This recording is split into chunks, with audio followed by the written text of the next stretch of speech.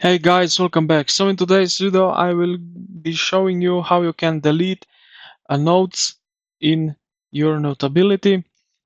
So let's get straight into it. So how you can do that is simply if you have a note that you want to delete or something, you simply do that. If you go here to the left side, you will see here your menu. So you have notes here and subjects. And if you want to delete this one, you will see if you hover over the notes, you will see here a circle and three dots.